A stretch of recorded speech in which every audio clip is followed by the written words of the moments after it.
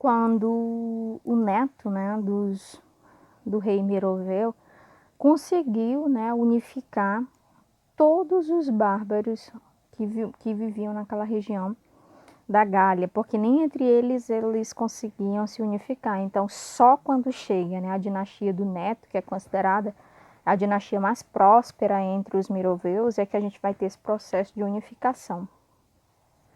E quando ele estreitou conseguiu, né, essa unificação, ele vai pegar os outros povos bárbaros que não pensavam como aqueles, né, que eram próximos dos Meroveus, e vão pegar, por exemplo, aí, gente, os visigodos. E quando eles pegarem aí os visigodos, ele vai se estreitar as relações com a Igreja Católica, vai se converter ao cristianismo, e aí, gente, vai ser um prato cheio, porque ele se uniu, né, à Igreja Católica, fazendo com que o seu poderio aumentasse cada vez mais.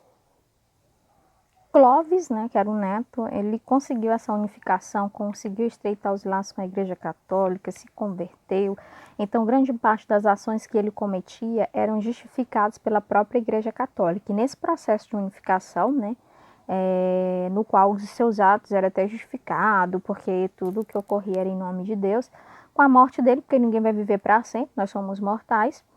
Aí vamos iniciar um grande problema. Por quê? Porque o reino que antes se unificou, né, pela capacidade que ele teve de unificar os povos diferentes, aqui o reino vai se desmembrar.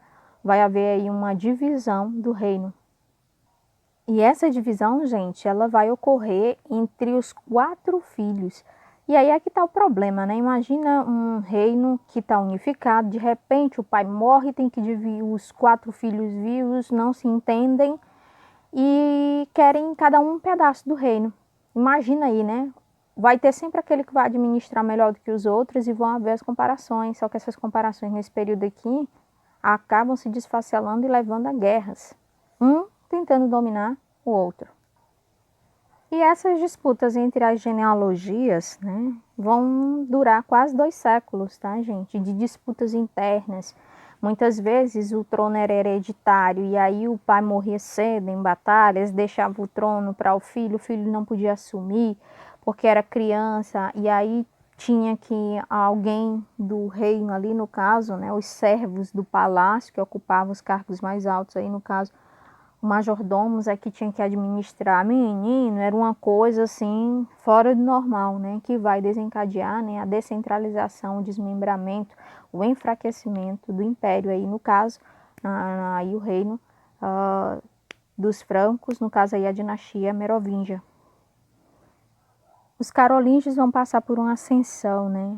Por quê? Porque nesse momento os carolíngios vão tentar defender, né, a estrutura da igreja, a chamada cristandade. E aí eles vencem algumas batalhas, principalmente a Batalha de Poitiers, do qual vai levar, né, principalmente o rei carolíngio aí, que vai receber o título de Salvador da Cristandade. Quem era esse rei aí, gente? Martel, que vai ser um dos primeiros da dinastia carolíngia a administrar e a ter o selo de reconhecimento da igreja. Por que que ele teria salvo, né, a cristandade? Porque nesse momento aqui a gente tem um período na história do qual os árabes também estão lutando, estão tentando, vencendo batalhas e expandindo suas terras, principalmente na península ali itálica. E nesse caso aqui na Batalha de Poitiers, eles chegam, né, e dão um basta assim no processo de expansão árabe. Vamos lembrar que os árabes vão tentar e conseguem, em muitas batalhas eles vão vencer os árabes porque eles querem expandir o seu território, as zonas de domínio, aumentar também as suas áreas de produção. E no aumento do território eles vão guerrilhar com muitos, né, povos aí do antigo Império Romano, no caso aí a dinastia merovíngia e depois os carolíngios, mas quem consegue vencer são os carolíngios, porque com a expansão dos árabes, eles também vão tentar impor, né, os seus hábitos culturais. E aí sim, por que a igreja dá o título de Salvador da Cristandade? Porque também quando os árabes eles expandiam o seu território, também eles agiam com truculência, principalmente para o lado dos cristãos, tá bom? Então por isso que a igreja vai dar esse título para Martel por conta do que ele havia feito, tá bom? Porque conseguiu o avanço na direção dos árabes, permitindo nesse exato momento um frear, né, dessa expansão árabe em direção à Europa. Principalmente, gente, naquela direção ali da Península Itálica e Península Ibérica, tá? Mártir lembra, né, foi esse que recebeu o título. Ele também não vai viver para sempre, né? Ele vai ser o responsável por dar fim na dinastia merovingia, dando origem aí à dinastia dos carolíngios, dominando aí, né, esse grande império.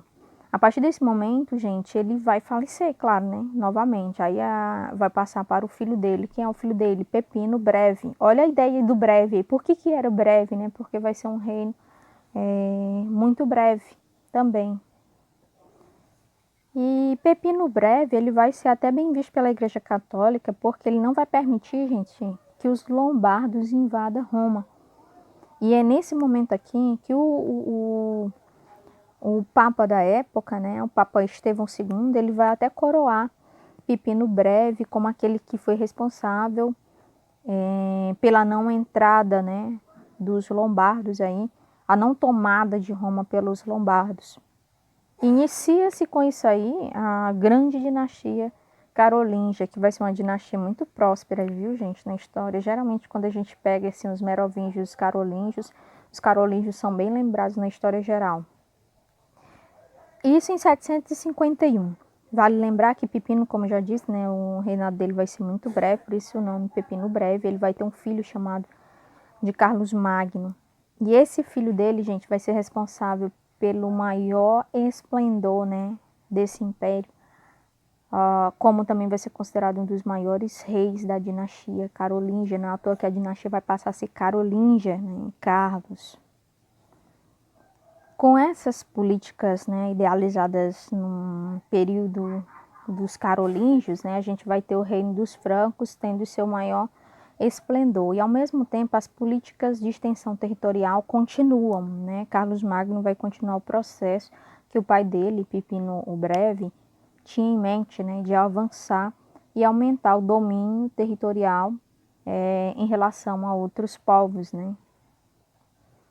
Como Carlos Magno era tido como um grande administrador, a gente vai ter aqui na história até um período em que muitos alunos até perguntam, professora, foi nesse período aqui que tentaram reestruturar o Império Romano? Talvez, né, pelas ótimas administrações de Carlos Magno, pela proximidade dele com a Igreja Católica, né, ele vai se sagrar imperador do Império, aí no caso, Romano do Ocidente, que estava vivendo, né, processos de fragmentação. Então, quando ele se torna o imperador do grande Império Romano do Ocidente, a gente vai ter aqui um grande trabalho que ele vai ter que fazer, tendo em vista que as relações da própria população dentro desse império estavam estremecidas, né? E também avassaladas em torno das grandes guerras que estavam acontecendo por povos que constantemente estavam entrando no território. Principalmente, pessoal, pelos povos que não aceitavam os carolíngios no poder. Durante o período, né, da era merovingia, é necessário que vocês entendam que os francos que estavam entre os merovingios, um dos povos merovingios, eles tinham relações muito boas com os povos do Império Romano do Oriente. Já que durante a dinastia carolíngia, as relações deles com os povos, né, do Oriente ali eram extremamente estremecidas. Tanto é que eles vão ter guerras, né, batalhas contra vários povos que estão nessa região de dominação ainda, como os eslavos, os búlgaros. Por que eles estavam lutando? Porque eles queriam dominar novamente essas áreas, eles queriam manter essas áreas sobre os seus domínios, principalmente no lado oriental, que eles já haviam perdido, então eles queriam retomar essas áreas, tá bom?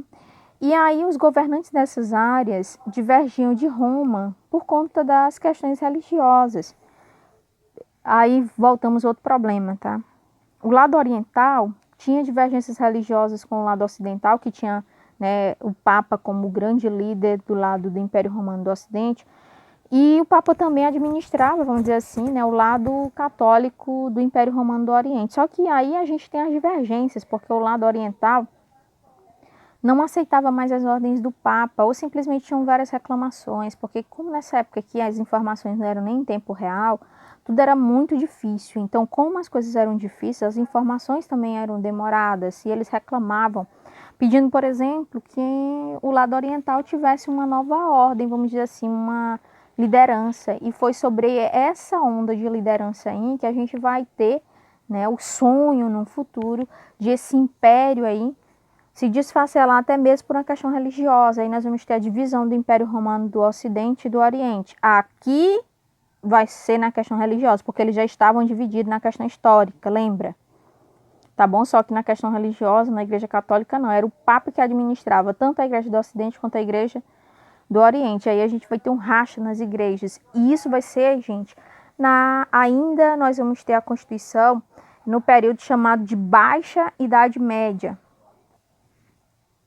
que é quando vai ocorrer o chamado cisma das igrejas, tá bom? A divisão das igrejas do Oriente e a Igreja do Ocidente, sendo que no Ocidente a nomenclatura continua igual, né? Igreja Católica Apostólica Romana, porque tem sede em Roma, e no Papa, o Papa é o líder da igreja, e a Igreja Católica Apostólica Romana do Ocidente, onde eles vão fazer divisões nos chamados patriarcados. Cada patriarcado administra uma quantidade X de países, né? E aí nós vamos ter o patriarcado de Moscou, que é o da Rússia hoje, de Istambul, na Turquia, a gente vai ter o patriarcado de Jerusalém, patriarcado da Grécia e assim vai.